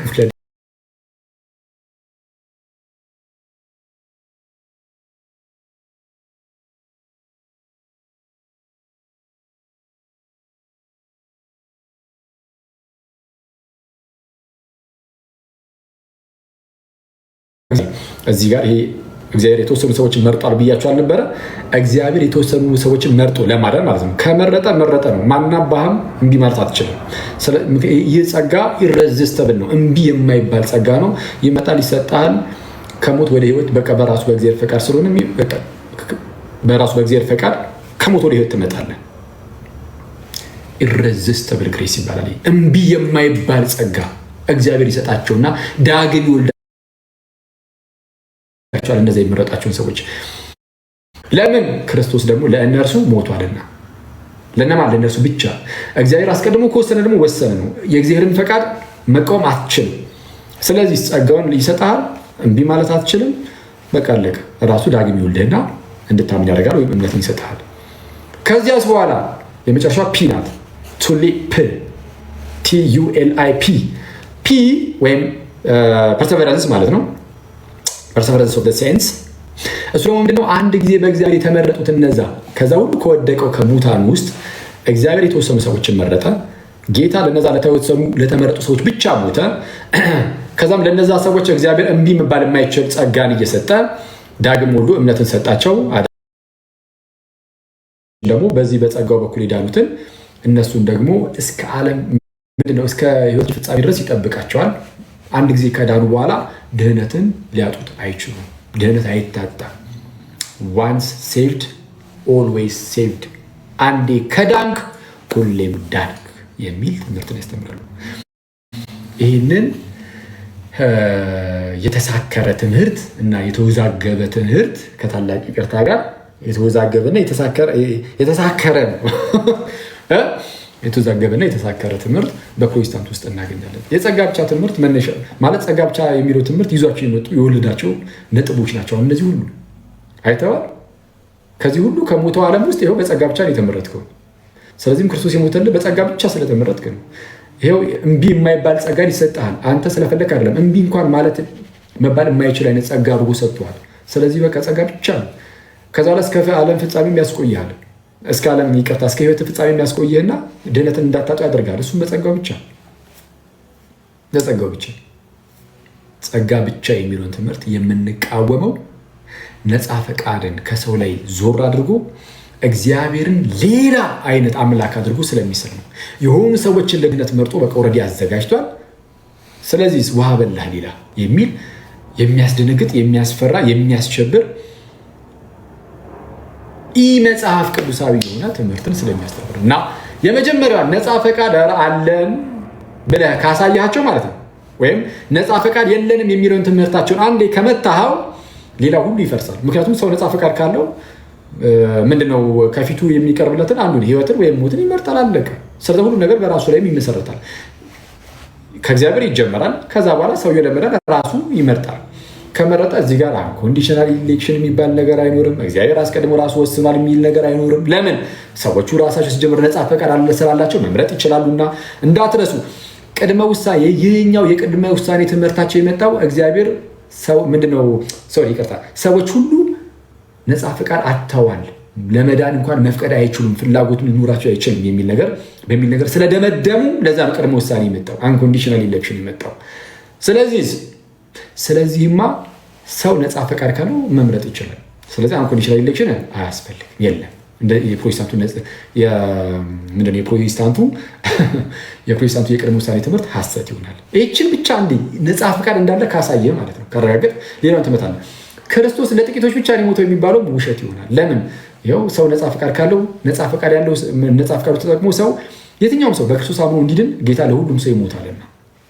ሌላው እምቢ የማይባል ጸጋ የሚባል ነገር የለም። ሰው ነፃ ፈቃድ ስላለው ከፈለገ እምቢ ይላል፣ ከፈለገ ይቀበላል። ስለዚህ ይህም ውሸት ይሆናል። ነፃ ፈቃድ እንዳለ ካሳየ ብቻ አስቡ፣ ሌላው እንዳለ እንዴት እንደምትመታው። የመጨረሻው ደግሞ አንድ ከዳንክ ድህነትን አታጣ የሚባሉ ነገር ነፃ ፈቃድ ካለው ድህነቱን ሊያጣም ይችላል፣ በድህነት ውስጥ ሊቀጥልም ይችላል። ነፃ ፈቃድ እንዳለ አንድ ካሳየ ሌላውን ሁሉ ገደል መክተት ትችላለህ። ዋናው ቁም ነገር እዚህ ጋር ናት። ነፃ ፈቃድ አለ ወይስ የለም? አሁን ነፃ ፈቃድ የለም ብለው እንደሚያስተምሩ ነግሬያቸዋለሁ። በቃ መሰረቷችን ነው። እችን ካፈረስ ሌላው ኦልሬዲ ባይ ዲፎልት ፈርሷል፣ ይፈርሳል። ከነፃ ፈቃድ ጋር በተያያዘ ማርቲን ሉተር እንዲህ ይላል።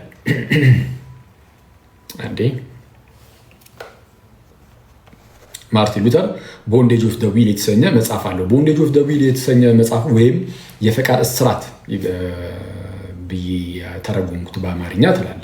የፈቃድ እስራት ቦንዴጅ ኦፍ ዘ ዊል የፈቃድ እስራት የሚለው መጽሐፉ የተጻፈበት ዋናው ምክንያት ሉተር በተነሳበት ጊዜ ይህንን የነፃ ፈቃድ ትምህርትን ይክድ ስለነበረ በሰዓቱ ኤራስመስ የሚባል አንድ ሰው ተነስቶ ነበር እና የዚህ የፕሮቴስታንቱን መነሳሳት ምናምን ሰምሃው በተወሰነ መልኩ ይደግፍ ነበር። ኤራስመስ የሚባለውም ሰውዬ ማለት ነው። እና ኤራስመስ ይህንን ነፃ ፈቃድን የሚቃወም ትምህርትን ግን ሲሰማ ኖ ማለት ጀመረ። ፍሪደም ኦፍ ዘ ዊል ብሎ ጽሑፍን አዘጋጀ። ኤራስመስ ምን ብሎ አዘጋጀ? የፈቃድ ነፃነት ፍሪደም ኦፍ ዘ ዊል ብሎ መጽሐፍን አዘጋጀ። ሉተርን በሚነካ መልኩ ለስለስ አድርጎ ቢሆንም እዚህ ጉዳይ ላይ የአባቶች ትምህርትም ነፃ ፈቃድ እንዳለ ነው ምናምን ብሎ ብቻ ጻፈ። የዛን ጊዜ ወዲያውኑ ሉተር እዚህ ጉዳይ ላይ ሪያክት አደረገ። በምን? በመጽሐፍ ምን ብሎ? ኤራስመስ ሲጽፍ እንዳትረሱ የፈቃድ ነፃነት ብሎ ነበረ። ፍሪደም ኦፍ ዘ ዊል ብሎ ነበር የጻፈው። ሉተር ወዲያውኑ ቦንዴጅ ኦፍ ደ ዊል ወይም የፈቃድ እስራት፣ ያኛው የፈቃድ ነፃነት ብሎ ሲጽፍ፣ ይሄ ደግሞ ሉተር ደግሞ ብድግ ያደረግና የፈቃድ እስራት ብሎ መጽሐፍ ይጀምራል። ሲጽፍ ትንሽ ኤራስመስን በጣም በሚያናንቅ መልኩ እየተሳደበ በሚያናንቅ መልኩ ምንም በቃ ያልሆነ አስመስሎ ምናምን ለመጻፍ ይሞክራል። በጣም የሚያስገርመው ኤራስመስን ብቻ አይደለም። ኤራስመስ እንደው አባቶች እኮ እንደ ትምህርት አላስተማሩም፣ እንደው ነፃ ፈቃድ እንዳለ አባቶች አስተምሯል የሚል ነገር አንስቶ ስለነበረ ሉተር በዚህ በቦንዴጅ ኦፍ ዘ ዊል መጽሐፉ ላይ አባቶችንም ያራክስ ነበር። ይህንም በግልጽ እንናገራለን። ሉተር ራሱን ችሎ ጥሩ ነገሮች አሉት፣ መልካም ነገሮች አሉት፣ ሊኖሩት ይችላሉ፣ ኦፍኮርስ አሉት። ግን አባቶችን በማራከስም ደግሞ ይታወቃል። ማለት ያናንቃል። አባቶችን ሲያናንቅ ታየዋለህ። በጣም እቡይ አይነት ጸባይ ታይበታል። አልፎ በጣም የትዕቢት አይነት ነገር የሆነ በጣም አሮጋንት ሊሆን ይችላል።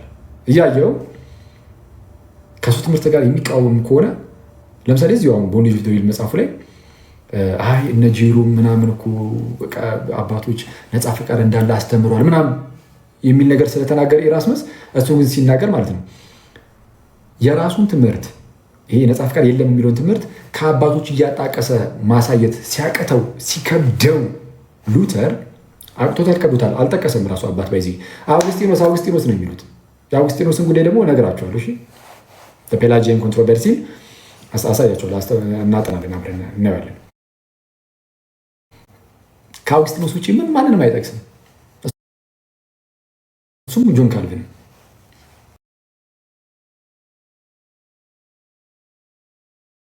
ጄሮምን አሁን ለምሳሌ ተመልከተው ይላል። ጄሮምን ለምሳሌ ተመልከተው ስለ ድንግልና የጻፈውን ያነሳና ጄሮም ድንግልናን በጣም ከፍ ከፍ የሚያደርግ ሰው ነው። ለምሳሌ ሰው በትዳር ምናምን ቢኖር ምድርን ይሞላል። እግዚአብሔር አምላክም በዘፍጥረት መጽሐፍ ላይ እንደተናገረው ብዙ ተባዙ ምድርን ሙሉ ብሏል። ወንድና ሴት አድርጎ ፈጥሯቸው። ስለዛ ምድራዊ ጋብቻ ምድርን ይሞላል። ጋብቻ ምድርን ይሞላል ይልና ጄሮም ማለት ነው። ድንግልና ግን ሰማይን ይሞላል ይላል። አይቷል። ድንግልና በረከት የለውም እንዲህ እንዳትል፣ አረ ድንግልና በረከት አለው። በእውነት በሰማይ ቤት ተሞላበት አለ። ከፍ ከፍ የማድረግ ነገር ይታይበታል። በድንግልና ጸንቶ መኖርን ማለት ነው። ጄሮም ሉተር አሁን ይሄ ምንም እኮ ርዕሱ እኮ አይደለም አይደል? ይሄ ጉዳይ አሁን ያልኳችሁ ጉዳይ ከዚህ ከነፃ ፈቃድ ጋር የሚያገኘው ነገር የለም። ግን ነፃ ፈቃድ ላይ ከአባቶች ኤራስመስ እያነሳ ሲያሳይ ማርቲን ሉተር ቀበል ሊያደርግና እንዳልኳችሁ የእቡይ ባህሪ እቡይ ነው እንዲህ የሚባለው ምንድን ነው? አሮ ነው ትዕቢት አይነት ነገር፣ በጣም ትዕቢተኛ የትዕቢት አይነት። እሱን የሚቃወም ነገር አይወድም።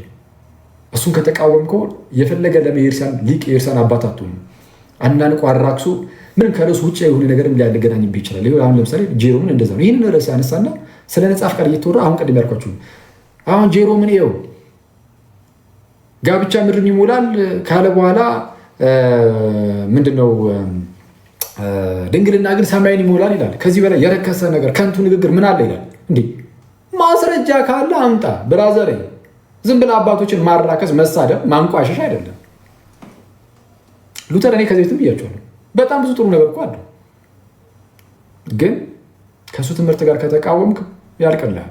እንደዚህ የሚያራክስ እነ ጆን ካልቪንን ጨምሮ እነ ቅዱስ ዮሐንስ አፈወርቅን ሲያንቋሹት ያለ እሱ ነው። በቃ እንደዚህ አይነት ትምህርት በጣም የሚያስገርማችሁ ነገር ጆን ካልቪን እና ሉተር የአባቶች ጉዳይ ላይ ሲናገሩ እንዳልኳቸው ከአውግስጢኖስ ውጭ ምንም የሚጠቅሱትም ስለሌላቸው ስላላገኙ እንደው ፈልጉ አትሆኑ። በነገራችን ላይ ሳይፈልጉ ቀርቶ አይደለም፣ ትምህርታቸውን ቢደግፍላቸው ብዙ እኮ ደክመዋል። ግን ሲያዩ አባቶች ትምህርት እንደው ነፃ ፈቃድ እንዳለ የሚመስል ነገር የተናገሩት እና እነሱ ከክርስትና ይልቅ ወደ ፍልስፍና የወደቁ ናቸው ይላቸዋል አባቶችን። ከአውግስጢኖስ በፊት የነበሩ ያሁሉ ለ300 ዓመታት ሙሉ የነበሩ አባቶች ከክርስትና እምነት ወጥተው በፍልስፍና ውስጥ ሲወድቁ ማነው አውግስጢኖስ እና ጆን ካልቪን ከሉተር ጋር ሆኖ እነሱ ትክክል ናቸው እንበለውና ማነው ጆን ካልቪን እና ሉተር እነሱ ግን በጣም ክርስቲያን ናቸው። ከ1600 ዓመት በኋላ ከክርስትና ጀማሮ 1600 ዓመት በኋላ ተነስተው ኢማጂን እንደዚህ አይነት አደገኛ ጀጅመንት ሲሰጡ ሰው ሉተር እንደዚህ ያለ ቦንዴጅ ኦፍ ዘ ዊል የመጀመሪያው ክፍል ሴክሽን 23 ላይ 23ኛው ሴክሽን ላይ እንዲህ ይላል። ሰው ይላል ሰው ከነፃ ፈቃድ ጋር በተያያዘ ማለት ነው ድህነቱ ወይም መዳኑ ማለት ነው። መዳኑ ሰው መዳኑ ከራሱ ጥንካሬ ሀሳብ ይልና ፈቃድ፣ ያው ሰው መዳን ከራሱ ፈቃድ እና ስራ ሙሉ በሙሉ ውጭ እንደሆነና ይልቁንም በሌላ ማለትም በእግዚአብሔር ብቻ ሀሳብ ፈቃድ እና ስራ ላይ ጥገኛ እንደሆነ እስካላወቀ ድረስ ዝቅ ሊል አይችልም። ሰው ዝቅ ሊል የሚችለው ድህነቱ ከራሱ ፈቃድ ውጭ ከራሱ ፍላጎት ውጭ እንዲህ የሚለው ሰው መዳን ከራሱ ጥንካሬ፣ በጥንካሬያችን አላንም፣ ኦፍኮርስ በስራችንም አላንም፣ እዚህ ላይ እንስማማለን። ግን ያለ ፍላጎታችን ያለ ፈቃዳችን ድነናል የሚለው ግን ውሸት ነው። ይህ የሉተር ትምህርት ነው። ይህ የፕሮቴስታንቶች ትምህርት ነው። የክርስትና ትምህርት አይደለም። የመጽሐፍ ቅዱስ ትምህርት አይደለም። በመጽሐፍ ቅዱስ ላይ ያለ ፈቃዳችን ዳንን፣ ያለ ፍላጎታችን ዳንን የሚባል ነገር የለም። ሰው ፈቃዱ ፍላጎቱ በዛ ደረጃ አይደለም ያጣው። ምን አላጣው የሚለው እናያለን። ኤኒዌይስ ምን አለ? ሰው መዳኑ አለ ከራሱ ጥንካሬ፣ ሀሳብ፣ ፍላጎት፣ ፈቃድና ስራ ሙሉ በሙሉ ውጭ ከፍላጎታችንም ከፈቃዳችንም ሙሉ በሙሉ ውጭ ውጭ እንደሆነና ይልቁንም በሌላ ማለትም በእግዚአብሔር ብቻ ሀሳብ፣ ፈቃድ እና ስራ ላይ ጥገኛ እንደሆነ እስካላወቀ ድረስ ዝቅ ሊል አይችልም በትህትና ማለት ነው። ስለዚህ ለሉተር የሰው መዳኑ ሙሉ በሙሉ ከራሱ ፍላጎትና ፈቃድ ውጭ ነው። ኦኬ እንዲህ ላይ እዛው ቦንዴጅ ኦፍ ዘ ዊል ላይ በተደጋጋሚ በርካታ ነገሮችን ያስቀምጣል። ኢቨን እዛው መግቢያው ላይ ማለት ነው ቦንዴጅ ኦፍ ዘ ዊል መግቢያው ላይ ነፃ ፈቃድ ግልጽ የሆነ ውሸት ነው እያለ ይናገራል። ነፃ ፈቃድ ግልጽ የሆነ ውሸት ነው፣ ቃል በቃል እንደዚህ ይላል። ነፃ ፈቃድ ግልጽ የሆነ ውሸት ነው ይላል። ስለዚህ ነፃ ፈቃድን ይቃወማል። ከማርቲን ሉተር ሊካሳያችሁ በሉተር በኩል የመጡ ሉተራን የሚባሉ አሁን አሉ አይደል? እነሱ የእምነት መገለጫችን ብለው የያዟቸው የተለያዩ መጽሐፍት አሉ። ቡክ ኦፍ ኮንኮርድ እዛ ላይ የተካተቱ የኦግስበርጉ የእምነት መግለጫ አለ። ቀደምት በፕሮቴስታንት ውስጥ ቀደምት ከሚባሉ የእምነት መግለጫዎች ውስጥ አንዱ የኦግስበርግ የእምነት መግለጫ ነው፣ የሉተራኖች ነው። እንዲህ ይላል። እሺ አንዴ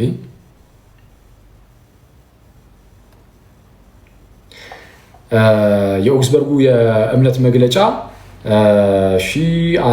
18ኛው አንቀጽ ላይ እንዲህ ይላል።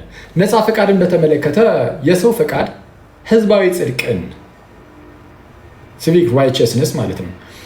ነፃ ፈቃድን በተመለከተ ተመልከቱ። ነፃ ፈቃድን በተመለከተ የሰው ፈቃድ ህዝባዊ ጽድቅን ለመስራትና ለአመክንዮ የሚገዙ ነገሮችን ለመምረጥ የተወሰነ ነፃነት አለው ብለው ያስተምራሉ።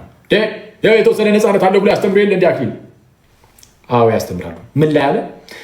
ህዝባዊ ጽድቅን ማለት ዝም ብሎ ፐብሊክ የሆነውን እዚህ ምንድነው ኖርማል። አሁን ለምሳሌ እርሻ ሊሄድ አልሂድ ምሳሌ የሚሰጡት እርሻ ሊሄድ አልሂድ ምናምን የሚሉትን ስለሆነ ነው ይህን ቃል የተጠቀምኩት። የሆነ ነገር ላድርግ አላድርግ፣ ወይም ደግሞ ለምሳሌ በዚች በሀገሪቷ ውስጥ ስትተዳደር ብትገድል ትታሰራለህ አይደለ? ትታሰራለህ። ስለዚህ ላለመታሰር ስትል ላትገድል ትችላለህ። ግን ይህ እንደ መልካም ነገር አይቆጠርም በእግዚአብሔር ዘንድ ማለት ነው። ላለመታሰር ስትል አለመግደል እንደ መልካም በእግዚአብሔር ዘንድ የሚቆጠርልህ አይደለም። ስለዚህ መንፈሳዊ መልካም ተብሎ አይጠራም። እንደነዚህ ነገሮችን ሊያደርግ ይችል ይሆናል። የተወሰነ ነፃነት አለው። ለዚህም ቢሆን የተወሰነ ነፃነት አለው ብለው ያስተምራሉ። ይሁን እንጂ ያለ መንፈስ ቅዱስ ሚኒ መንፈስ ቅዱስ መጥቶ ዳግም ሳይወልድ ማለት ነው የእግዚአብሔርን ጽድቅ ወይም ራይቸስነስ ወይም መንፈሳዊውን ጽድቅ ለመስራት ኃይል አይኖርም።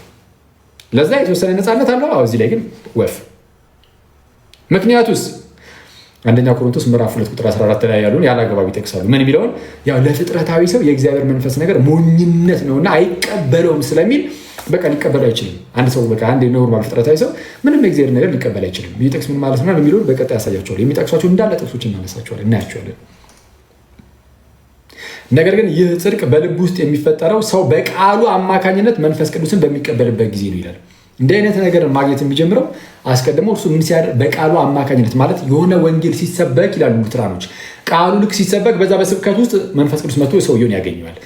መጥቶ ምንም ያለ ሰውየው ፍቃድ ማለት ነው ወይም ያለ ሰውየው ፍላጎት ምንም ያለ ሰውየው ትብብር ያለ ምንም የሰውየው ትብብር መንፈስ ይመጣና ይቀይራል ሰውየውን። ከዛን እንደዚህ መልካም ነገሮችን ማድረግ እንዲጀምር ያደርገዋል። ይህ የኦግስበርጉ የእምነት መግለጫ ነው። ተጨማሪ ፎርሙላ ኦፍ ኮንኮርድ ላይ በግልጽ ብዙ ነገሮች ተቀምጠዋል። ፎርሙላ ኦፍ ኮንኮርድ የሚል መጽሐፍ አላቸው ሉተራኖች እና ይህ ፎርሙላ ኦፍ ኮንኮርድ 2 ክፍል አለው። እንግዲህ እነዚህ ስለነዚህ ሰዎች በደንብ ማወቅ የምትፈልጉ ከሆነ ማለት ነው ፎርሙላ ኦፍ ኮንኮርድ የተባለው መጽሐፍ 2 ክፍል አለው። ኤፒቶም እና ሶሊድ ዲክላሬሽን የተሰኘ።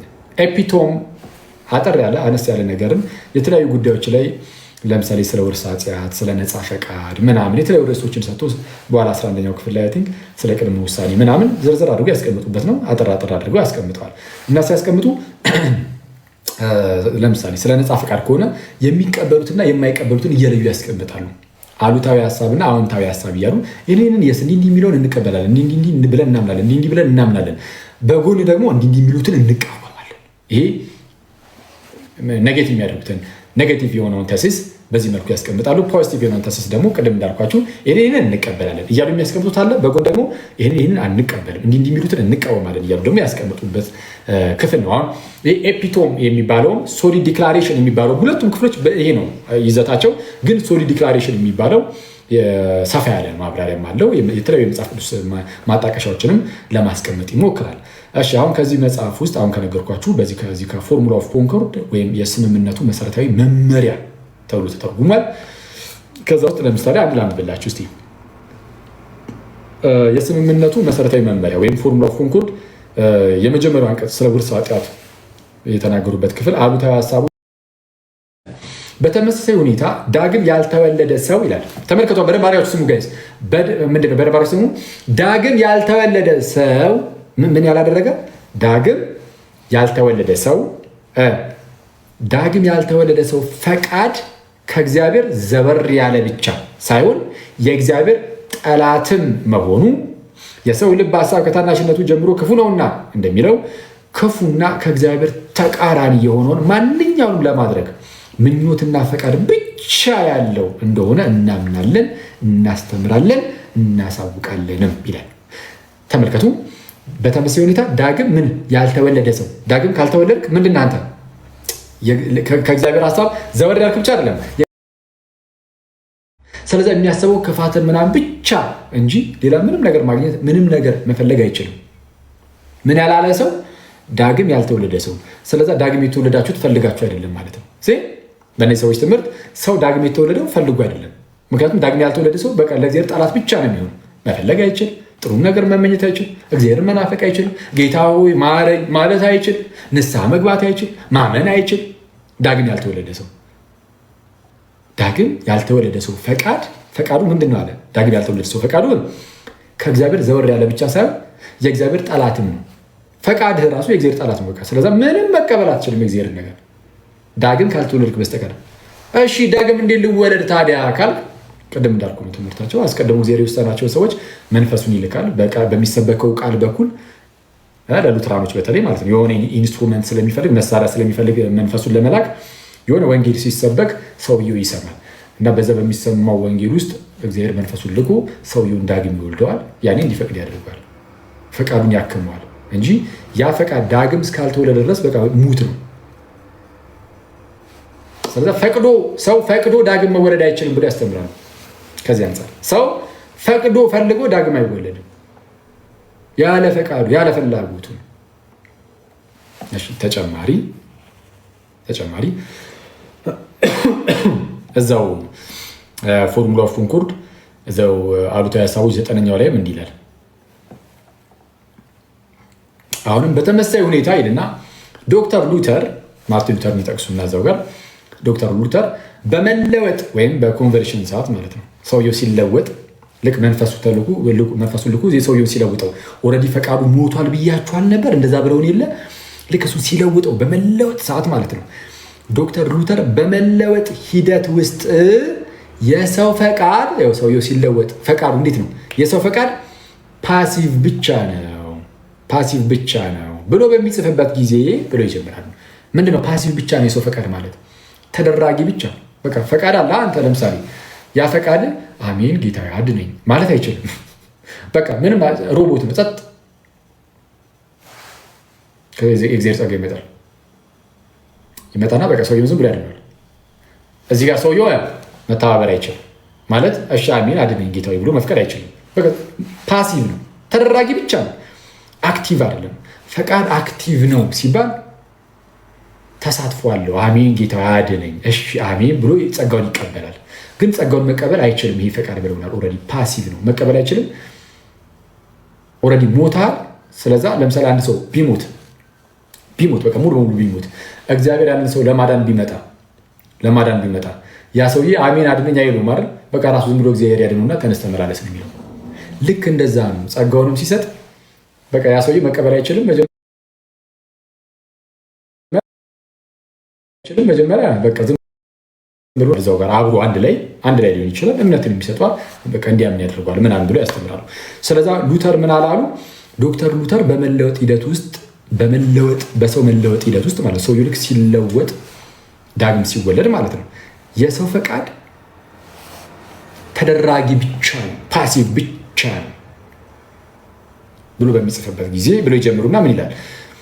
በሚደመጠው ቃል በቃል ስብከት ማለት ነው። በሚደመጠው ቃል ወይም በቅዱሳት ሚስጥራት አገልግሎት ያው እነሱ በጥምቀት ውስጥ የእግዚአብሔር ጸጋ ሊሰጥ ይችላል ብሎ ስለሚያስተምሩ ወይም በቅዱሳት ሚስጥራት አገልግሎት አማካኝነት የእግዚአብሔር መንፈስ የሰውን ፈቃድ በሚይዝበትና አዲስ ልደትንና መለወጥን በሚያስገኝበትና በሚያከናውንበት እንዲሁም በመለኮታዊ ኃይሉና ተግባሩ ብቻ የሰውን ፈቃድ በሚለውጥበትና በሚያድስበት ጊዜ የታደሰው የሰው ፈቃድ ጸጋን መቀበል ብቻ ሳይሆን ከእርሱ የሚመነጩት ስራዎች ውስጥም ከመንፈስ ቅዱስ ጋር ስለሚተባበር የእግዚአብሔር መንፈስ ቅዱስ መሳሪያና መጠቀሚያ ይሆናል ብሎ ያስተምራል።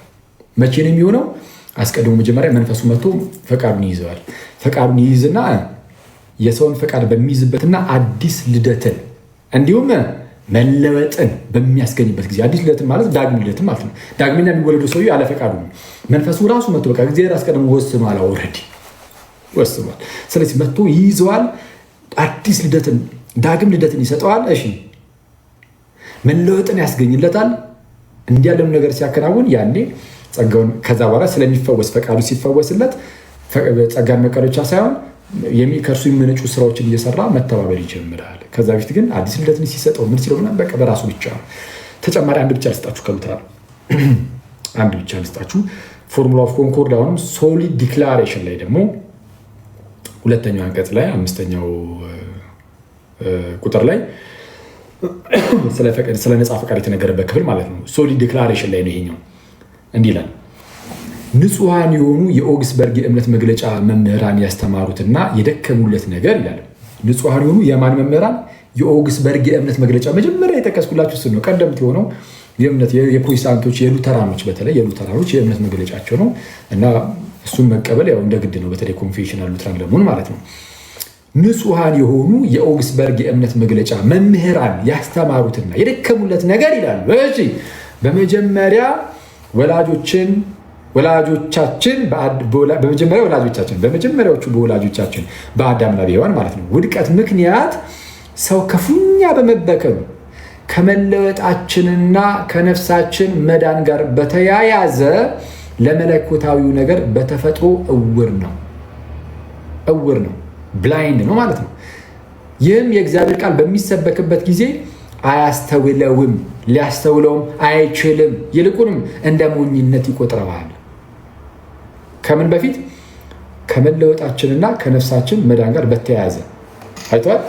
ለመለወጥ ስትፈልግ ነፍስ ልትድን ስትል ለመለኮታዊ ነገር ምንም አይነት ነገር መቀበል አትችልም። እውር ነህ ምናምን በቃ ምንም መቀበል አትችልም።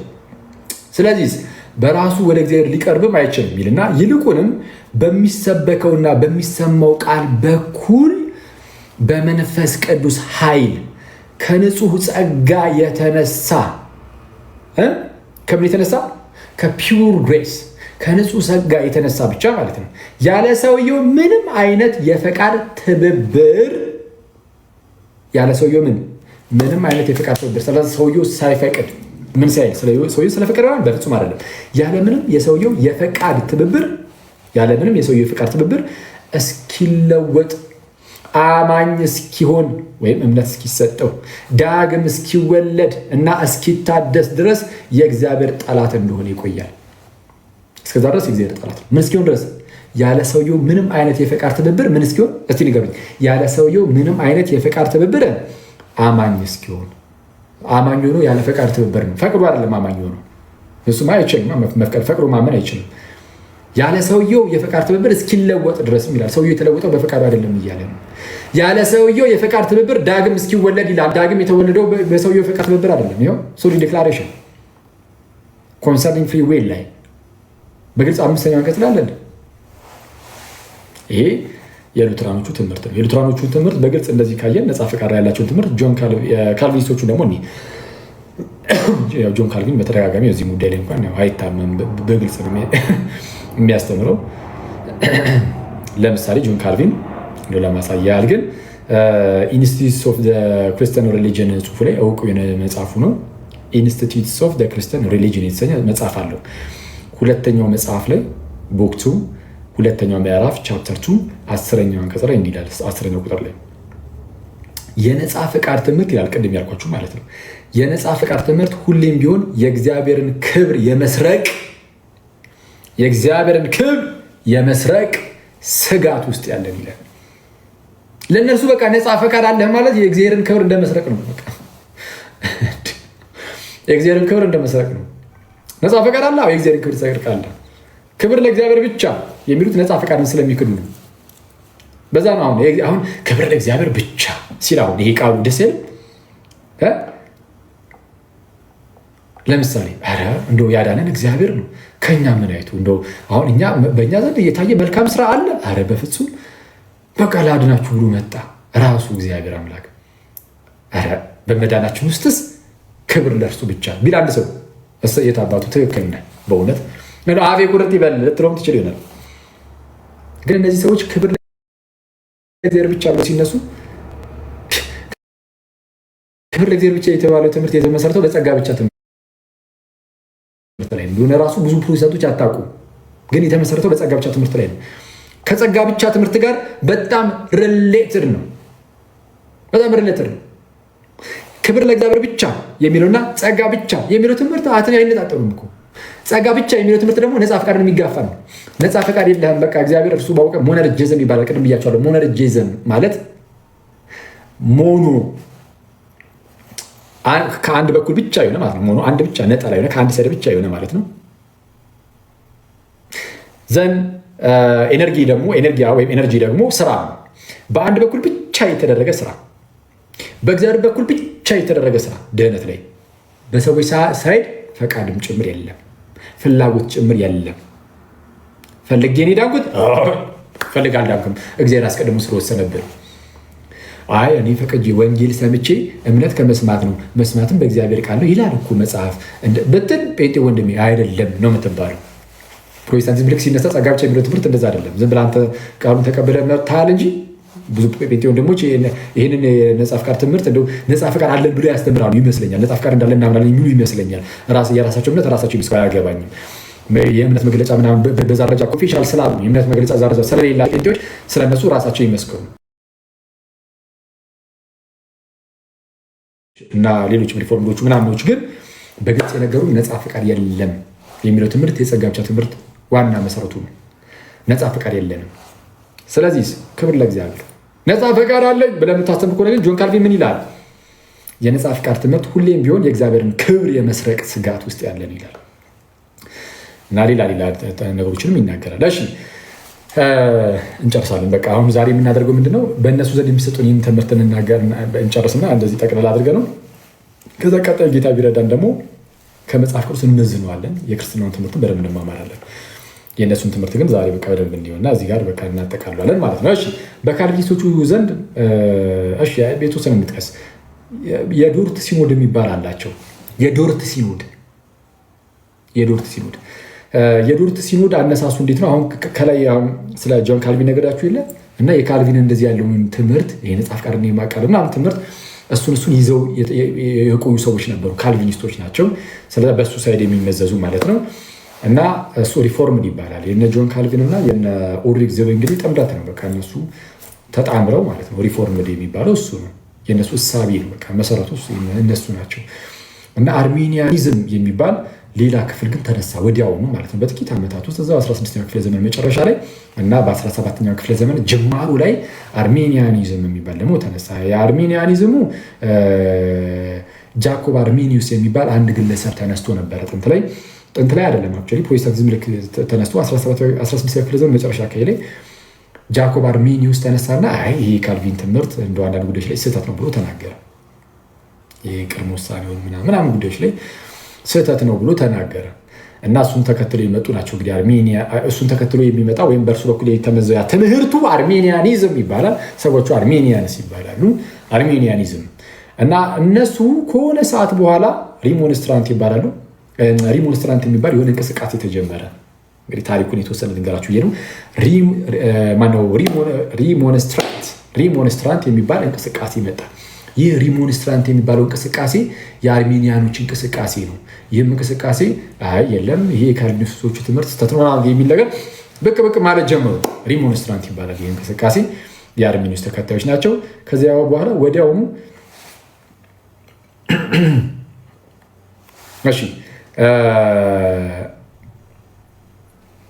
ተቃውሞን አንስተው ነው የጀመሩት።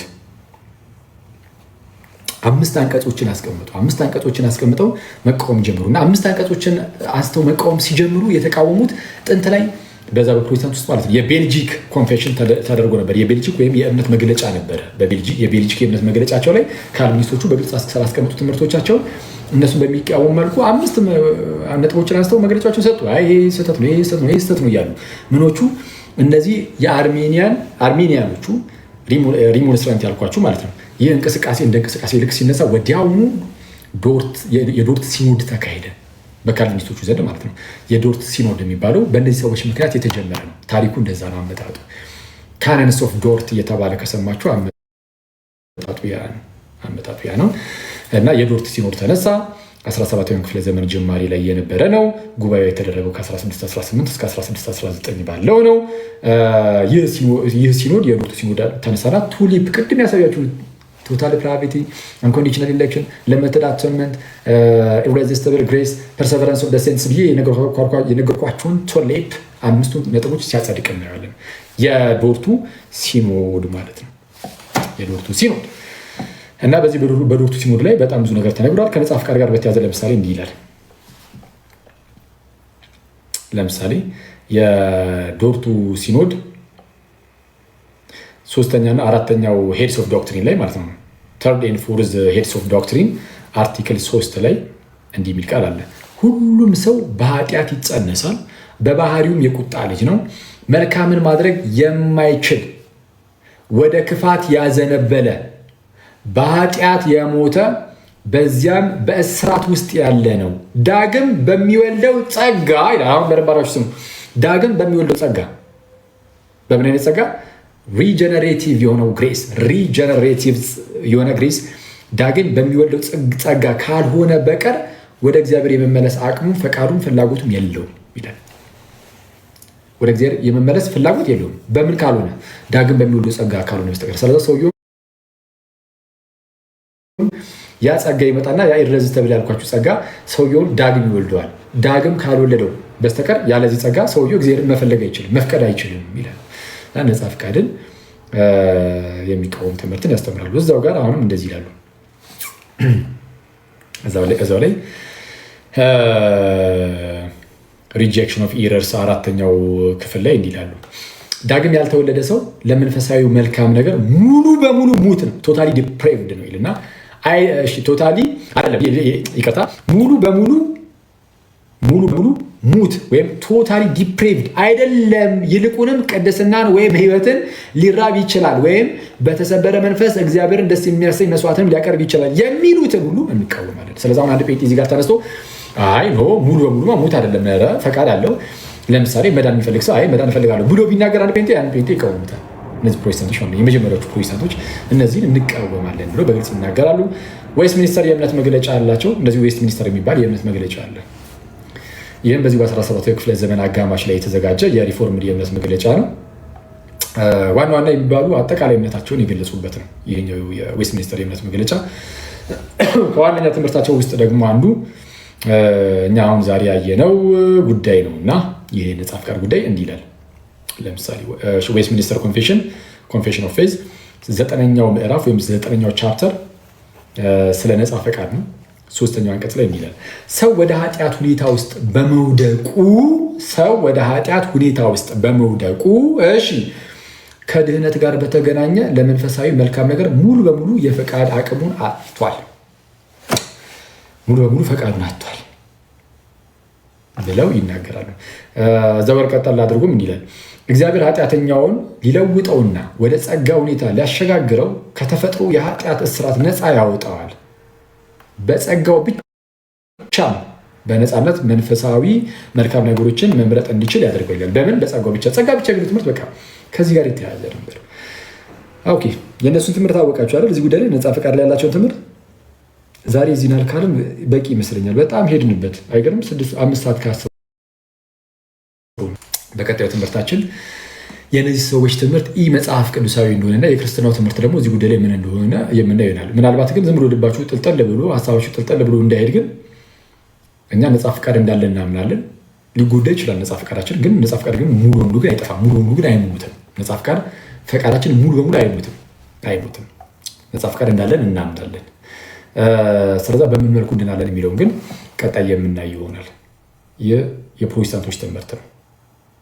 የፕሮቴስታንቶችን ትምህርት የምንማርበት ወይም የምናውቅበት ዋነኛው ምክንያት ምንድን ነው? አንደኛ እኛ ባለንበት እንድንጸና፣ በውጭ ያለው ትምህርት ይህ እንደሆነ እንድታውቁት፣ በውጭ ያለው ነገር